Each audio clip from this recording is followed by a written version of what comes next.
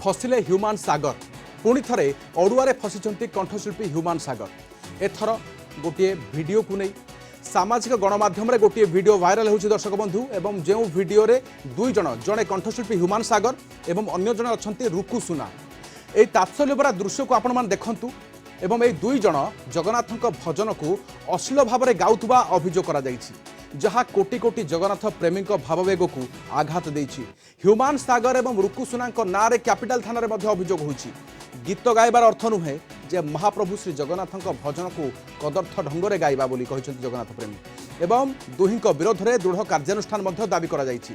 आगामी दिन में राजधानी में गोबरमाड़ कराइबाकु धमक दिया जायछि। दुई जन कलाकार ना एफआईआर देवाक आसलु जे कि ह्यूमान सागर आ गोटे आम जानवर रुकु सुना आम खाली गोटे भिडियो देखा पाइलु जे आम माने जगन्नाथ भजनटा को अति अश्लील भाषा गाई जो अश्लील भाषा गाँव मजा नौ आम एमती अश्लील भाषा गाई पार्चु कहीं जो दुई जन गोटे स्टूडियो गायी ये पूरा मजा नौ जो भिडियोटा को आम धर्म को आमको बाधिला आमर भी कर्तव्य अच्छे आम कौ धर्म को असम्मान करवा आम कर्तव्य नुह सब धर्म को सम्मान देवा आमर कर्तव्य जेहेतु गोटे धर्म को बारंबार ह्यूमान सागर गोटे कंट्रोवर्सी बसुँच हिंदू धर्म को अवमान कर जहाँ खराब लगुच आपर दृढ़ कार्यानुष्ठान निमंते आम आसपे। अधिक आलोचना पे आम सहित अच्छा श्री हरिहर कानूनगो जगन्नाथ संस्कृति गवेषक आपन को स्वागत करुच्ची। वर्तमान तात्सल्यभरा गीत को आपन सुनिचंती? जी जय जगन्नाथ। वर्तमान से जो प्रकार गीत गाई अति कदर्थ कदर्ज करी गाई एवं से जो स्वर बा से जो ताल गाई ता गोटे साधारण संगीतज्ञ बा गीत गाउथिबा लोकर लक्षण नुहे या संपूर्ण भाव बैन करने दरकार एवं या क्रिमिनाल ऑफेंस रे ताको अरेस्ट करिक जेल दवा दरकार कहीं ना ये प्रकार माने अन्यर निमेय हरिचंदन भाया लोकर गीत को जदि ये प्रकार जड़े कदर्थ करे ताले ताको माने जहाँ आईन अनुसार दंड विधान करा उचित कथा हूँ तुम जदि गीत गाइबार अच्छी तुम निजे गोटे क्रिएट कर तुम करूण निजे निजे लेखिकी निजे स्वर देकरी ताल लय गायिकी तुम मजा नौन किंतु अन्य जड़े लोकर गीत को तुम कॉपी करी निजस्व शैली ये प्रकार गाई श्रोता मानकर बा दर्शक मानकर मन किणवा परिवर्ते दर्शक मानकर रुचि को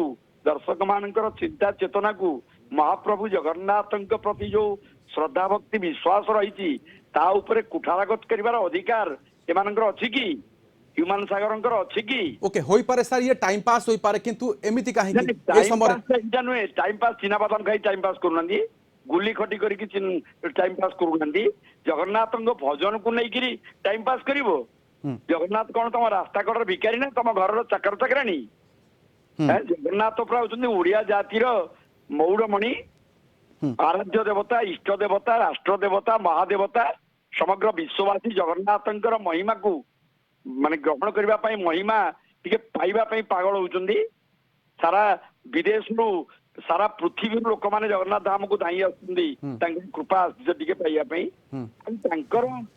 भजन को ये प्रकार करिवार अधिकार ताकू देला किए एमाने ओडिया ना नन ओडिया एमाने हिंदू धर्मावलंबी ना मुसलमान धर्मावलंबी एमानंक विरुद्ध रे गोटे दृढ़ कार्यानुष्ठान समय आसी भगवान को जमिति मानते श्रद्धालु जमिति अछंती एमानकर फैन भी सर सेमिति अछंती सेही मानक पई माने आज एई स्थान रे किंतु ये कदर्थ को से माने केमिति ग्रहण करिवे गोटे श्रद्धालु भी तो गोटे एमानक फैन कालजयी से भजन तेणु से भली भजन को सेही भली ढंग रे नगाई किरी निजर गोटे गोटे अलगा पणिया रे बा गोटे अलगा चेतना रे ए प्रकार गायिकी जो हसुचंदी ये क्या प्रति ये आक्षेप क्या इंगित कर हसुचंदी निमेय हरिचंदन प्रति आक्षेप कर हसुचंदी ना जगन्नाथ प्रति आक्षेप कर हसुचंदी ये गर्व रहिले हला ये गर्व काहारी भगवान रखी नांदी गर्भगंजन नरहरी तांकु नेइकिरी जे कदर्थ करिकिरी हास्यरोल सृष्टि करे तांकु भगवान गोटे कंठशिल्पी ता गीत गाई सा समस्त को भाव भक्ति रे मध्य लीन करि पारे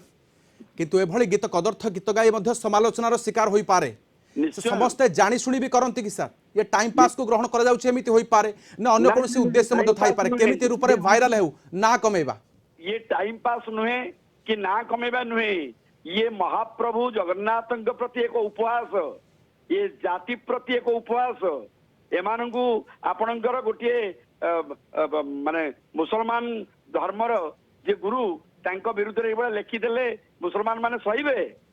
ଆପଣ ଏ ଓଡ଼ିଆ ଜାତିକୁ, ଓଡ଼ିଆ ଜାତିର ଆରାଧ୍ୟ ଦେବତାଙ୍କୁ, ଇଷ୍ଟ ଦେବତା, ରାଷ୍ଟ୍ର ଦେବତା, ମହାଦେବତାଙ୍କ ପ୍ରତି ଏ ପ୍ରକାରର କଟାକ୍ଷ କାହିଁକି?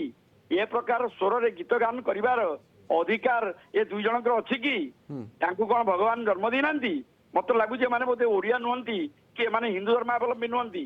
ଯଦି ହିନ୍ଦୁ ଧର୍ମାବଲମ୍ବୀ ହେଇଥାନ୍ତେ ତାହେଲେ ଆମର ଇଷ୍ଟ ଦେବତା, ରାଷ୍ଟ୍ର ଦେବତାଙ୍କ ପ୍ରତି ଏ ପ୍ରକାରର କଟାକ୍ଷ ସାର୍ କରିବା ଆପଣ ଜଣେ ଜଗନ୍ନାଥ ସଂସ୍କୃତି ଗବେଷକ ମଧ୍ୟ, ଆପଣ ଏଭଳି କେବେ କଦର୍ଥ ଗୀତ କେବେ ଶୁଣିଥିଲେ? ନା ନା ନା ନା ଆପଣଙ୍କର ଯୋଉ ନିମେଇ ହରିଚନ୍ଦନ ଯାହାଙ୍କ ନାଁ କହୁଛନ୍ତି ସେ ଜଣେ ଯୋଗ ଜନ୍ମା ସିଦ୍ଧ ପୁରୁଷ, ସେ ମହାପ୍ରଭୁଙ୍କର ପରମ ଭକ୍ତ। ରୋଷ ଅଗ୍ନିରୁ ବାଳବାଗ୍ନି, ତାଙ୍କ ରୋଷ ଅଗ୍ନିରୁ ତାଙ୍କ ପାଇଁ ଅଗ୍ନି ଆସିଥିଲା। ଯୋଉମାନେ ମହାପ୍ରଭୁଙ୍କୁ ଜାଣିଛନ୍ତି, ଚିହ୍ନିଛନ୍ତି, ଯୋଉମାନେ ଜଗନ୍ନାଥ ମହାପ୍ରଭୁଙ୍କର ମହିମାରେ ବିଭୋର, ସେମାନେ ଜାଣିଛନ୍ତି ମହାପ୍ରଭୁ କଣ। ୟାକୁ ଯଦି ଏମାନେ ଜାଣିପାରୁନାହାନ୍ତି, ନିଜର ଅଜ୍ଞତା, ନିଜର ମୂର୍ଖତା, ନିଜର ଅହଙ୍କାର, ନିଜର ଆତ୍ମବଡ଼ିମା, ୟାକୁ ଗୋଟିଏ ମୁହୂର୍ତ୍ତରେ ମହାପ୍ରଭୁ ଧୂଳିସାତ କରିଦେବେ। ସବୁ ସହିବେ, ଗର୍ବ ସହିବେ ନାହିଁ। ସେଇଥିପାଇଁ ତାଙ୍କ ନାଁ ହଉଛି ଗର୍ଭଗଞ୍ଜନ ନରହରି। ଯଦି ଏ ପ୍ରକାରର କରିଥାନ୍ତି କ୍ଷମା ମାଗି ଦିଅନ୍ତୁ। ନିହାତି ଭୁଲ ହେଇଛି।